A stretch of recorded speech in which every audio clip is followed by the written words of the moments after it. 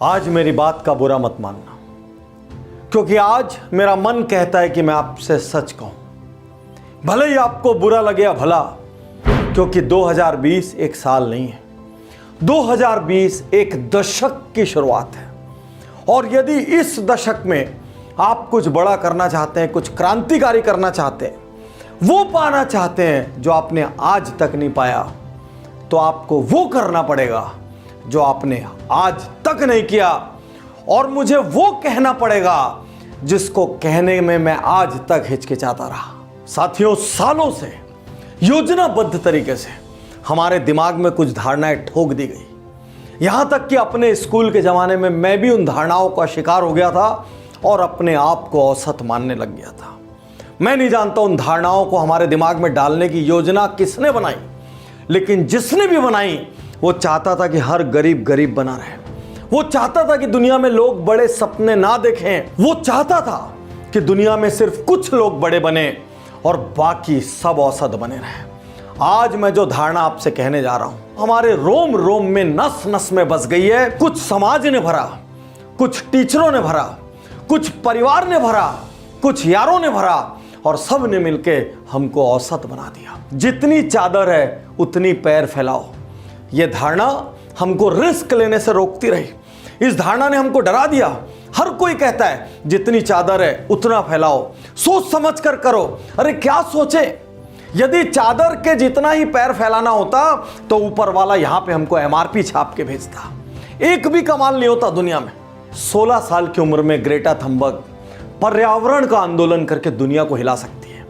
16 साल की मलाला नोबेल पुरस्कार पा सकती है। चादर की बात करते हैं। स्टारबक्स के प्रमुख हावर्ड शुल्ट्ज गरीबों के सामुदायिक भवन में बड़े हुए। क्या उन्होंने चादर की सोची?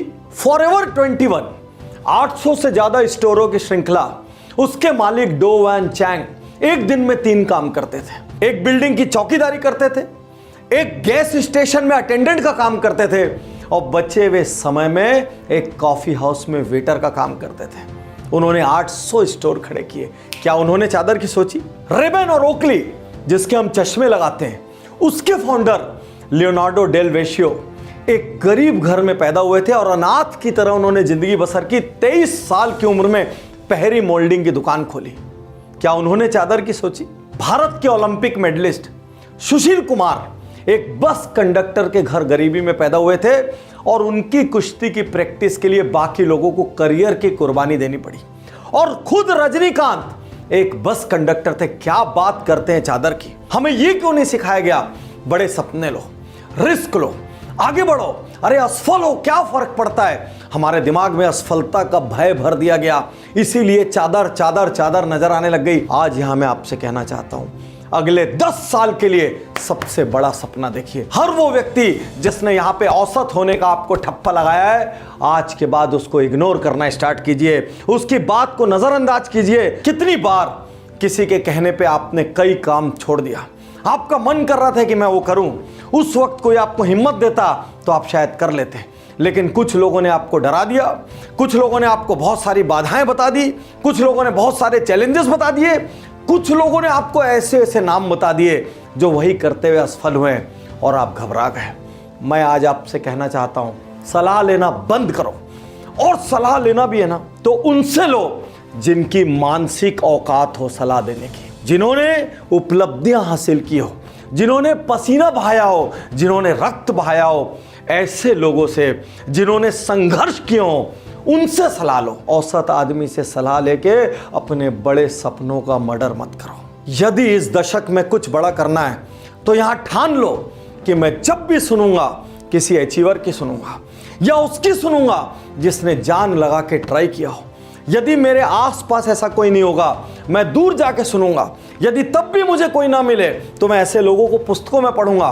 कोई ना मिले, वीडियो में मेरे साथ पूरा पूरा दिन बिता देना, लेकिन इस दशक को औसत लोगों से सलाह मशवरा करके खत्म मत करना। जिनको मेरी बातें बुरी लगी, मैं आपसे माफी चाहता हूं। मेरा इरादा नहीं है आपका दिल दुखाने का, लेकिन मैं जानता हूं बड़े से बड़ा बारूद का ट्रक भी अपने आप फूटने की औकात नहीं रखता। उसको भी बाहर से एक चिंगारी चाहिए होती है।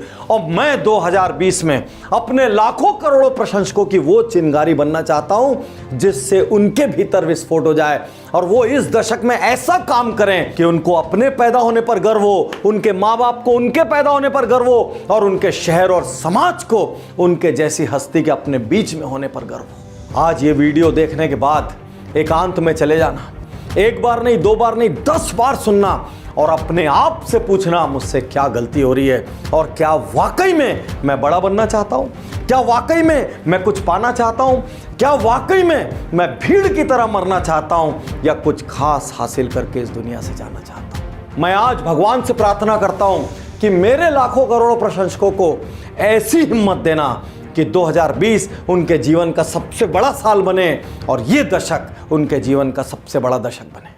मैं तैयार हूँ, मैं तैयार